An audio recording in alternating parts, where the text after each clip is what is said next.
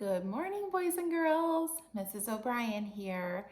And this week I am going to be starting to read a chapter book for our older cubs. And for those of you who want to tune in, I will be reading Matilda every Tuesday and Thursday morning. And so this book actually was recommended by Miss Labuda.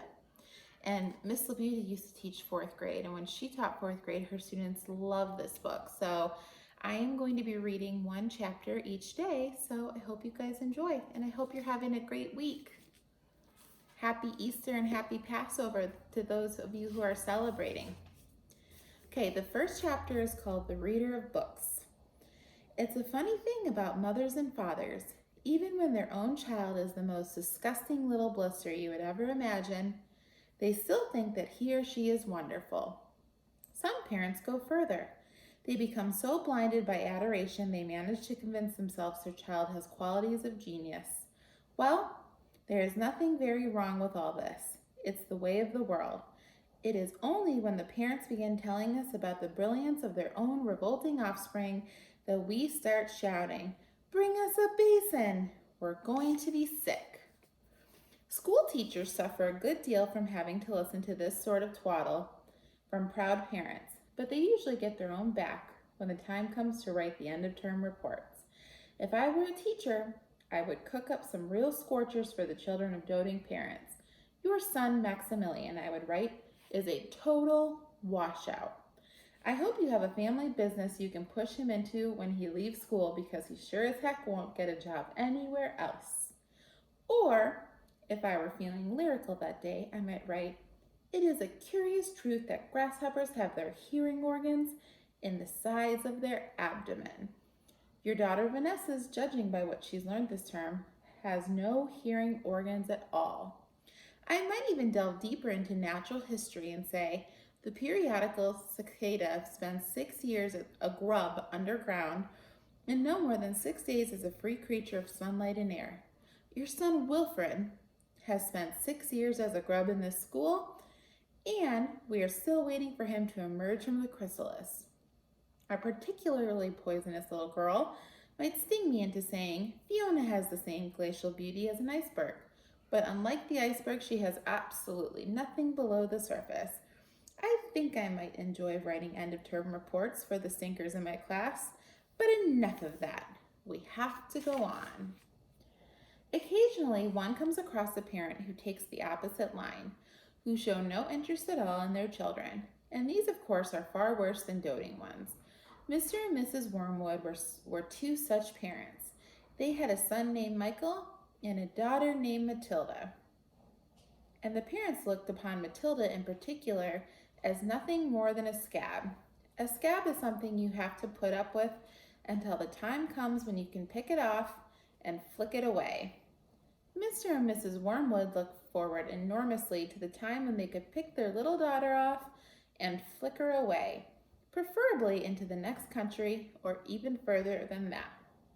It is bad enough when parents treat ordinary children as though they were scabs and bunions, but it becomes somehow a lot worse when the child in question is extraordinary, and by that I mean sensitive and brilliant.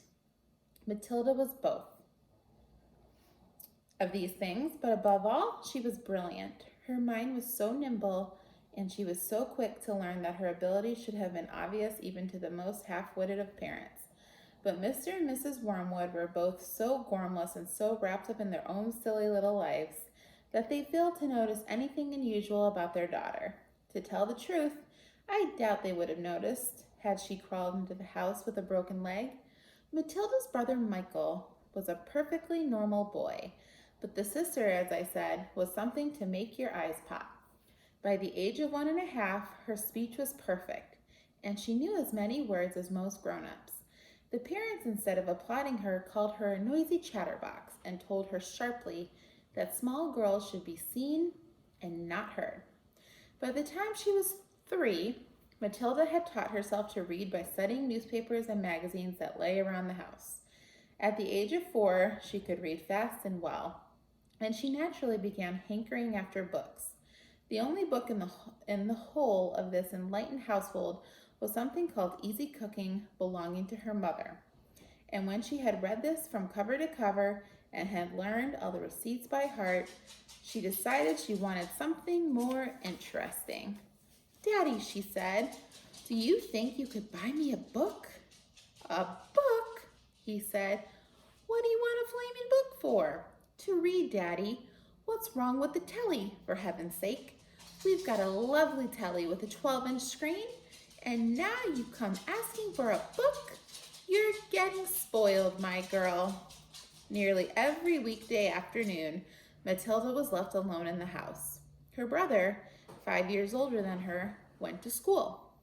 Her father went to work, and her mother went out playing bingo in a town 8 miles away. Miss Wormwood was hooked on bingo, and she played it 5 afternoons a week. On the afternoon of the day when her father had refused to buy her a book, Matilda set out all by herself to walk to the public library in the village. When she arrived, she introduced herself to the librarian, Mrs. Phelps. She asked if she might sit a while and read a book. Mrs. Phelps, slightly taken aback at the arrival of such a tiny girl accompanied by a parent, nevertheless told her she was very welcome. "Where are the children's books, please?" Matilda asked. "They're over there on those lower shelves," Mrs. Phelps told her. "Would you like me to help you find a nice one with lots of pictures in it?" "No, thank you," Matilda said. "I'm sure I can manage." From then on, every afternoon, as soon as her mother had left for bingo, Matilda would toddle down to the library. The walk took only 10 minutes, and this allowed her 2 glorious hours sitting quietly by herself in a cozy corner, devouring one book after another. When she read every single children's book in the place, she started wandering around in search of something else. Mrs. Phelps, who had been watching her with fascination over the past few weeks, now got up from her desk and went over to her. "Can I help you, Matilda?" she asked. "I'm wondering what to read next," Matilda said. "I've finished all the children's books." "You mean you've looked at the pictures?" "Yes, but I've read the books as well." Mrs. Phelps looked down at Matilda from her great height, and Matilda looked right back at her. "I thought some were very poor," Matilda said, "but others were lovely.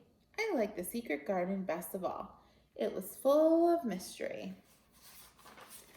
Oops, Mrs. O'Brien just dropped the book.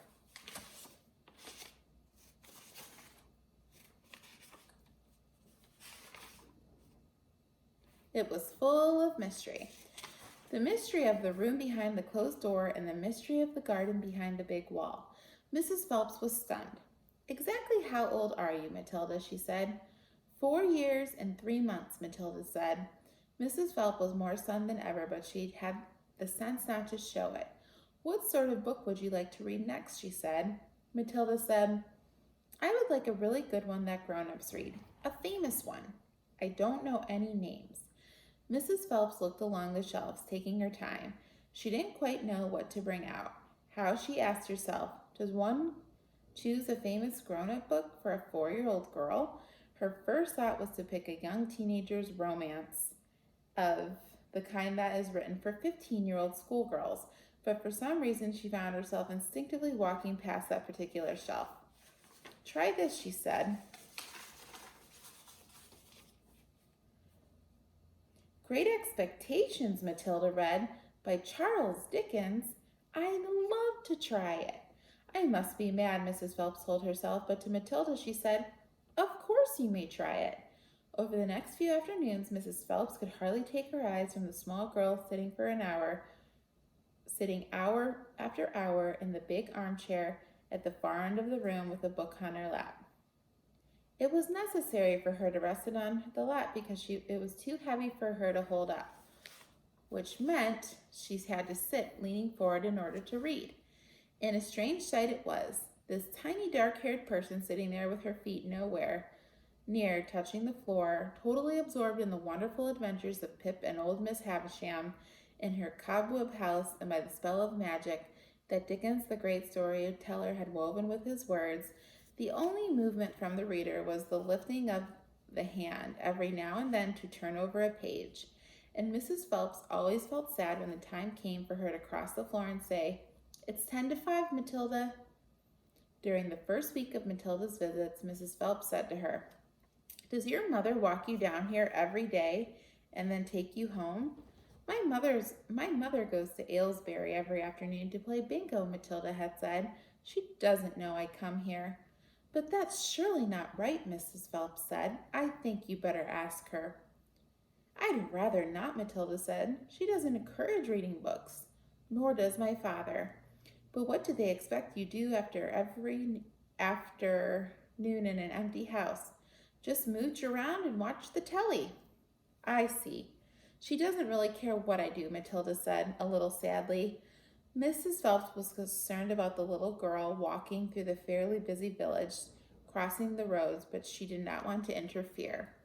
Within a week, Matilda had finished Great Expectations, which in that edition contained 411 pages. "I loved it," she said to Mrs. Phelps. "Has Mr. Dickens written any others?" "A great number," said the astounded Mrs. Phelps. "Should I choose you another?" Over the next 6 months, under Mrs. Phelps' watchful and compassionate eye, Matilda read the following books: Nicholas Nickleby, Oliver Twist, Jane Eyre, Pride and Prejudice, Gone to Earth, The Invisible Man, The Old Man and the Sea, The Grapes of Wrath, and Animal Farm. It was a formidable list, and by now Mrs. Phelps was filled with wonder and excitement. But it was probably a good thing that she did not allow herself to be completely carried away by it all. Almost anyone else witnessing the achievements of this small child would have been tempted to make a great fuss and shout the news all over the village and beyond.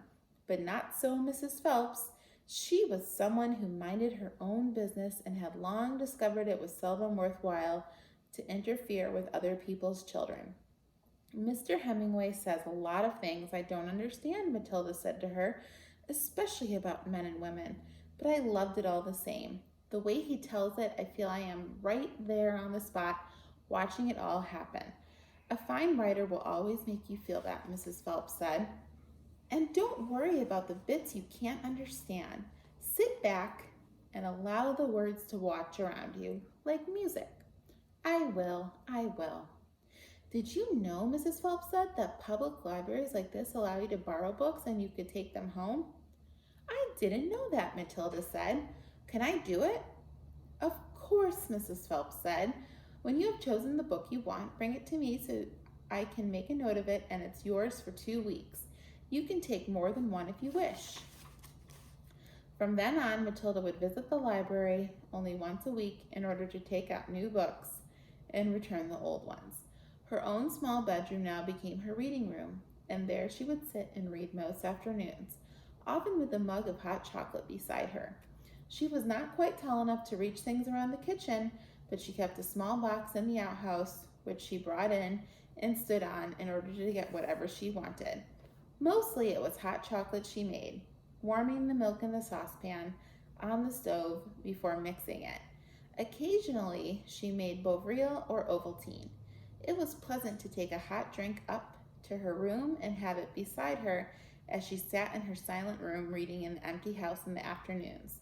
The books transported her into new worlds and introduced her to amazing people who lived exciting lives. She went on olden day sailing ships with Joseph Conrad. She went to Africa with Ernest Hemingway and to India with Rudyard Kipling. She traveled all over the world while sitting in her little room in an English village. That's the end of chapter 1, boys and girls. I hope you have a great rest of the day. I'll see you on Thursday for the next chapter called Mr. Wormwood, the Great Car Dealer. Have a great day.